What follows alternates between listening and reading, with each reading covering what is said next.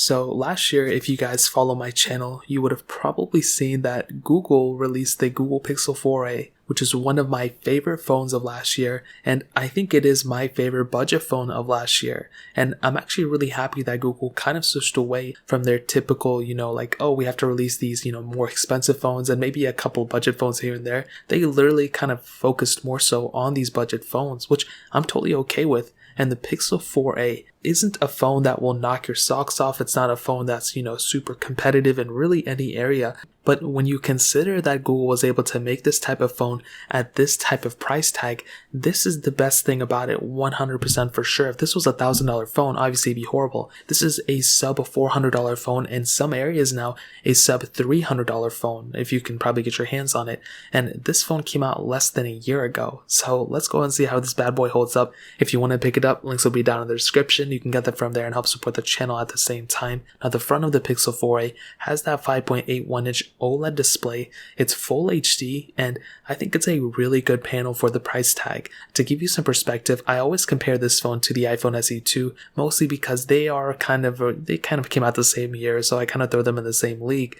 That phone is more expensive and looks way worse than this specific device. You have that hole punch display, which looks so good still on this phone, where still haven't even seen that much less of like bezel-less or anything like that, so it's still pretty okay for the most part. And I, for one, am so happy about Google switching over from their, notch and bezel design to something like this. This thing looks better than the Pixel 4, which is so crazy to me. So for sure, the Pixel 4a's front is beautiful. You have the USB Type-C port on the bottom, which I'm super happy to see. I think you have a headphone jack on this phone too, which is pretty insane. And on the back, you have the plastic back, which, we'll get into in a second, with that really decent single camera setup. Now, I will tell you, this phone's feeling in the hand is definitely one of its, weakest points. I wish it did have maybe like an aluminum back or something like that, you know what I mean? But again, for the price tag of this phone, you can't really complain about it. And if you really want to get into it, the Galaxy S21, even the S20 FE that came out last year, all have plastic backs too. So this one is in pretty good company, and it's much cheaper than those phones. Now, another humongous thing to keep in mind on the outside, no IP certification and no wireless charging. So keep that in mind. I think for a lot of people, it's probably going to be okay. You're probably going to throw a case on it, so it's going to be a little bit more durable, and you won't have to necessarily feel the, plasticness of this device. But I think for the most part, whenever I do videos on this thing, it handles it perfectly fine. I've dropped this phone a ton on my channel as well, and I haven't really had any issues yet. So in terms of the outside, a thumbs up for me for sure. I think this is a solid feeling phone for the price tag. Again, not the best feeling, but it's definitely okay for the most part. Now, hitting on the cameras, the Google Pixel 4a, like I mentioned before, has that single 12.2 megapixel lens on the back, and I actually think it's a pretty good sensor for the price tag. And even not for the price tag, I think it's still a really good sensor. This is probably like a $500 or like $650 lens, I would imagine. I think the only problem is, to be honest, is the lack of multiple lenses. So you don't have an ultra wide or a telephoto or anything like that. You literally only get the wide angle lens, which, as I mentioned before, I think is okay when you consider all things considered. But I would have loved to seen something like the Pixel 5 camera on this thing, or even maybe like a Pixel 4 camera. Having that additional telephoto lens would have made this thing, I think, a better, advertisement in terms of the camera space. But I still think the single camera setup is totally fine for a lot of people. Now, another kind of mild disadvantage is no 4K at 60, only 4K at 30. I think that kind of is a little bit of an issue, especially in this day and age. We're getting 8K and all these other frame rates we can film in. But it makes me excited about the Pixel 5a that may be able to do 4K at 60, and maybe the Pixel 6 will be able to do 8K. Who knows? There could be something like that. But as of right now, that's kind of what we're seeing. And I think the back camera, with its software enhancements and everything, is actually not a bad look. I think it's actually pretty decent in my opinion. Now, the front, you have an 8 megapixel sensor, and you can shoot full HD on here. Thank God it's not 720p. But again, it's another one of those points where we're getting 4K at 60 on the front of even budget phones in some cases. Unfortunately, we don't get it here, but I think it's okay for the most part. It's totally understandable. It's the budget phone of the year, so I think it's totally okay for the most part. So in terms of the front and the back camera, thumbs up for me. I think it's overall a good experience. again, if this phone was like $1,000 phone, completely different story. It's a $350 phone, so it's totally expected if it messes up in a couple different areas. So in terms of that, thumbs up. Now moving on to, I think one of the best things about this phone for sure, and probably the main reason why I would recommend people buying it besides the price tag, it's the software. This device started off with Android 10. Right now it's on Android 11, and I can tell you right now, the software experience on this phone is going to be out of this world. This thing is going to have such a huge community. It already has such a large community, but because it's a stock version of Android, you pretty much don't get any bloatware. It's really just whatever Google wants their phone to be. It's what it is, which is a huge asset for it. On top of that, how many phones can you think of right out the gate as soon as they, get dropped, get day one updates? So as soon as Android pushes out an update or Google pushes out an update, your phone gets supported. There's not a lot of phones that have that capability. Now think about how many budget phones, sub $400, have that capability.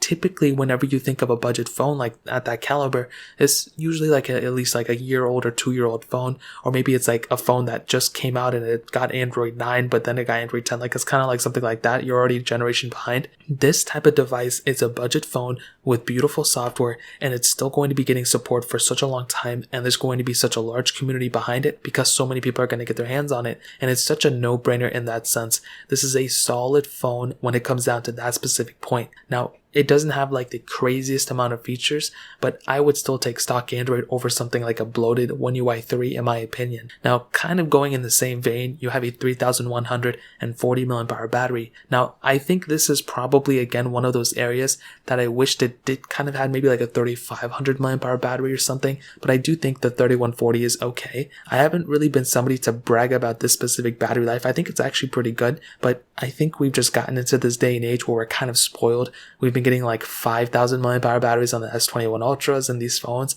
but I do think for 3140, for not having a high refresh rate or anything like that, it actually does handle it pretty well. So I think overall the battery size and the software gets a thumbs up from me. I still think it's a solid performing phone in terms of those two things, but ending it off with the actual performance, let me go and tell you the specs within this phone. The Pixel 4a had that Qualcomm Snapdragon 730G chipset, an octa-core CPU, an Adreno 618 GPU, and 6 gigs of RAM. There was only one model of this phone with 6 gigs of RAM, and I actually think this phone's performance is actually pretty good.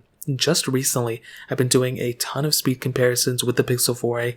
Once this phone first came out, I did a bunch of comparisons at that point too, and I was actually really happy about the chipset, about the performance and everything. I thought it was going to be a bad performing phone because of the watered down Qualcomm chipset, but that really wasn't the case. I had a solid experience on this thing. Now, it definitely wasn't perfect, but for day-to-day tasks, I think you're going to be perfectly fine. I'm so glad this thing has stock Android. If it didn't have stock Android, it would be a totally different experience. You'd probably have a phone that would glitch up a lot, wouldn't be able to handle everything you threw at and all that stuff. But this specific device, because of the amount of chipset, because of the RAM inside of it and everything, it's a solid performing phone. Now, in my case, I always test, heavier intensive games and stuff like that. And really the only small little thing that I even noticed were like animation speeds. So sometimes it may have been a little glitchy here and there, but I don't even think it's that big of a deal. I think it's totally predictable.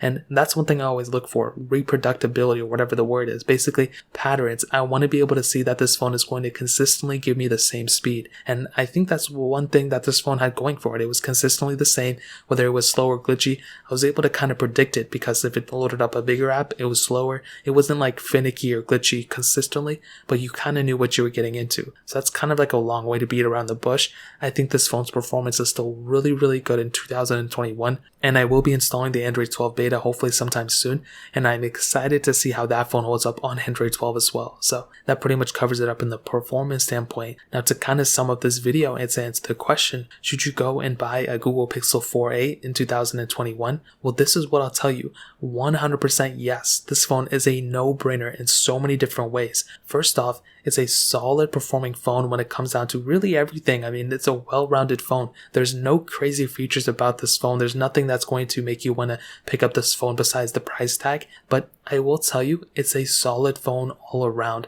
I think the screen is one of, the better screens on a budget phone of last year. You have that hole punch display, which is beautiful. USB Type-C, which is awesome. A really good back-facing camera, and actually like a pretty decent front-facing camera as well. I wish we had 4K 60 or 4K 60 on the front or back. Maybe the Pixel 5a will bring that, I guess we'll see. But I really do think this phone's, body is a strong suit. Yeah, it doesn't feel that premium and there's a plastic back on it, but it has a good heft to it, and I don't think it feels extremely cheap either. You have amazing software support in this device. It's going to be lasting for an insanely long amount of time. Battery life is actually pretty good. Performance is tremendous as well. I didn't really have too many complaints there either. And I think, to be honest, I think it's like a no-brainer in so many different ways. I think it's a solid phone. It's definitely not perfect, but I think it's a solid phone for a lot of different people. So that really pretty much covers it up. If you guys have any other questions or anything like that, let me know in the comment section below. Hit the like button, that would mean so much, but definitely hit that subscribe button. Every single subscriber that we get really does count, so it'd be so much if you guys could hit that. Also check out the other links down in the description as well. My Twitter, my Instagram, my other channels. More importantly than everything else, I love every single one of you guys. Hopefully I'll catch you guys in the next video. Peace out till then.